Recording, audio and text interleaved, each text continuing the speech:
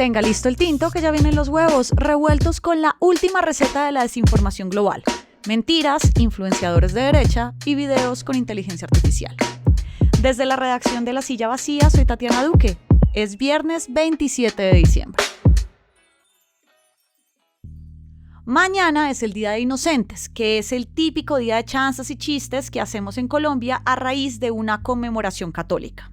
Con la inteligencia artificial y las redes sociales, todos los días parecen días de inocentes. Vemos mentiras y videos y audios falsos casi que todo el tiempo. Las mentiras, como los virus, evolucionan y ya se insertan en el sistema de creencias de miles, de millones de personas. Hoy hablamos de las mentiras más virales del año y cómo se desmontan con tan solo un chequeo.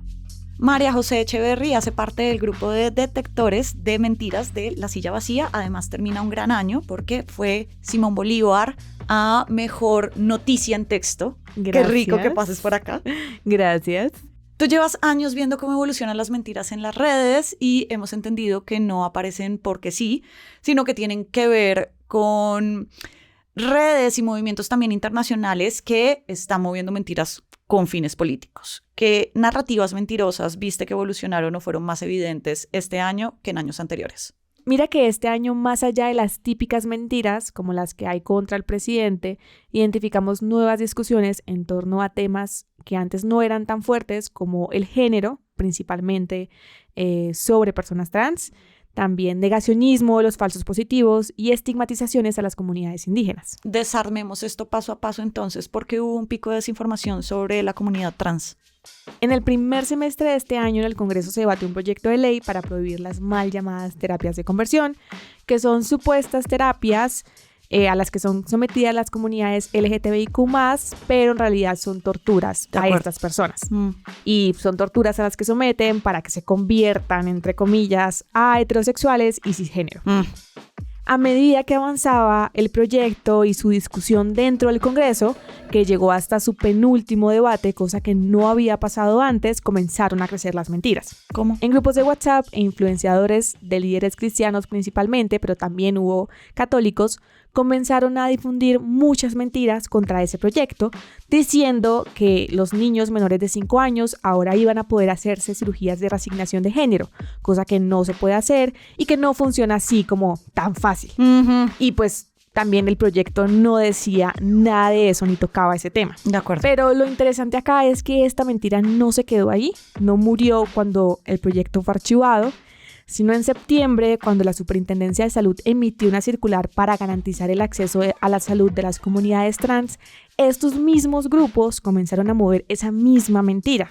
De hecho, convocaron marchas y lo que terminó dándole más alcance es que hubo una amplificación por parte de políticos de derecha, como el representante conservador Luis Miguel López.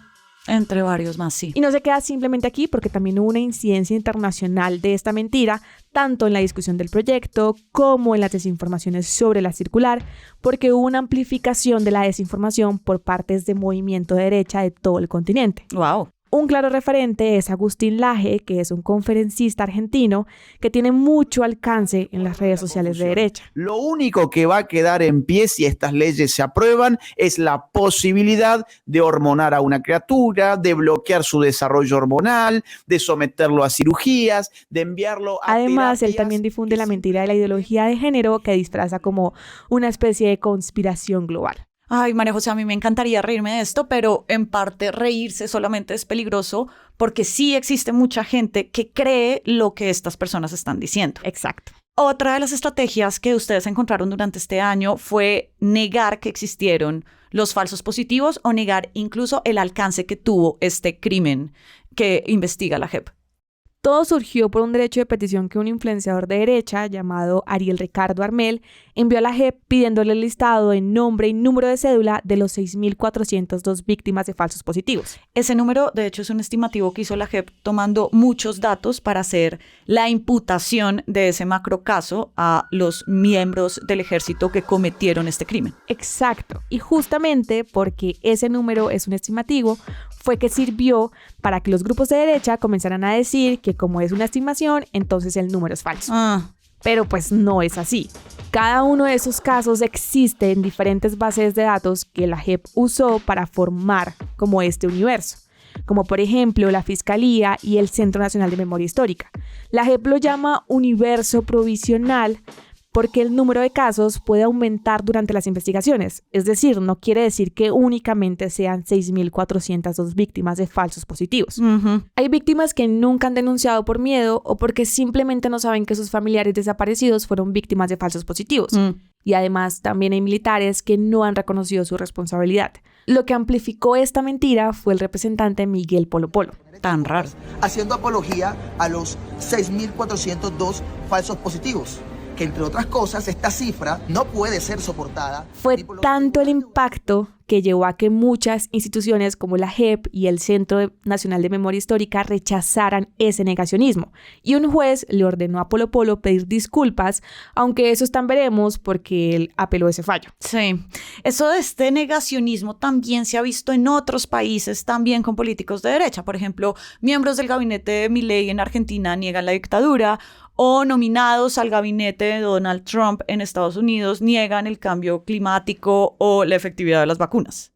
Y lo que ayuda a que estas mentiras se difundan más es que parten de un dato cierto que luego tergiversan, y por eso para la gente es más fácil creer que si un dato es cierto, el resto de la narrativa también lo es. Claro, eso es lo más grave de todo. Otro pico que sigue este patrón de que hay una mentira amplificada por políticos fue la estigmatización a los grupos indígenas. ¿Qué pasó ahí? ¿Por qué hubo un pico de estos casos? Pues a esto le vemos varias teorías. Por un lado, las comunidades indígenas han sido más visibles mediáticamente porque hubo un grupo en Vera que estuvo 11 meses en el Parque Nacional de Bogotá, y también porque durante el gobierno del presidente Petro la comunidad indígena ha tenido más reconocimiento desde cargos públicos de varios líderes indígenas hasta el reconocimiento de derechos ambientales en el Cauca, por ejemplo. Casi todas las desinformaciones lo que hacen es poner en el mismo nivel a los indígenas y a los guerrilleros, o decir que los indígenas son guerrilleros cuando los indígenas han sido una de las poblaciones más afectadas por el conflicto armado. Eso es un hecho. Entonces, por ejemplo, en febrero estalló en redes un video que mostraba una formación de una guardia indígena. Y usuarios comenzaron a decir que era el primer batallón de indígenas y que era como una especie de brazo del ejército. Ese video explotó tanto en las redes sociales porque fue replicado por el expresidente Álvaro Uribe. Tan raro. Su información supera de lejos a los colectivos chavistas. Se parece más a los ejércitos imperiales de Napoleón. Y claramente no era ningún batallón, sino una guardia indígena de un resguardo de Risaralda. Eso sí, no fue el único video amplificado por políticos. Hace un mes hubo un video de una incautación de droga en cartones de huevo, y decían que era droga de indígenas del Cauca. Fue publicado por José Félix Laforí, presidente de Fedegan y negociador del gobierno con el ELN, una de las guerrillas que más ha afectado a los indígenas del Cauca. Resulta que este video era de 2021 y era una incautación de las disidencias de las FARC. Es decir, nada tenía que ver con los indígenas. Siempre que hay algo que afecte o tenga que ver con los indígenas es usual ver este tipo de estigmatización, ¿no? Sí, y esto también refleja muchísimo racismo. Claro. En 2025, María José, vamos a ver, por ejemplo, una persona como Donald Trump llegar a la presidencia, y es una persona que ha avalado muchas desinformaciones y se une también a otros presidentes y grupos de derecha que hay por el continente, pues arrancando por Milei y de ahí para adelante. Me pregunto qué impactos tiene en este ecosistema de mentiras que un poderoso llegue a estos cargos a amplificar o darle poder también a otros desinformadores. Y yo creo que el mayor impacto es como la facilidad que pueden tener ahora las mentiras para ser más virales. Y un ejemplo de esto es que Elon Musk, que se supone tendrá un cargo público en Estados Unidos, él tiene una red social muy grande que es X, y es justamente esta red social donde más se esparcen las mentiras y donde estas mentiras que ahora acabamos de hablar fueron más virales. Claro. Y también sigue siendo un gran reto la inteligencia artificial, porque justamente este año se propagaron muchos videos hechos con este tipo de tecnología. Claro, esos de los políticos como Kamala Harris bebiendo o Putin sin camisa o el Papa, que son divertidos, pero obviamente se nota que son falsos. Exacto, pero dejan de ser divertidos cuando se usan para robarle plata a la gente, que es como se está haciendo. Están ofreciendo falsos programas de inversiones o promocionando medicamentos milagrosos que no tienen ni registro ni garantías de seguridad. ¡Qué peligro! De estos vimos demasiados, pero demasiados este año. y se siguen difundiendo mucho en redes que usan principalmente personas adultas, que son el target al que apuntan los estafadores, personas con problemas de plata o con problemas de salud. Pues por un 2025 con más chequeadores como tú, María José, muchas gracias por pasar por acá. Gracias por la invitación. Este fin de año siga conectado con toda la movida de poder en lasillavacía.com. Fernando Cruz produce los huevos y María Camila Ladino termina con este episodio su práctica editorial. Muchos éxitos en lo que viene en tu carrera, María Camila.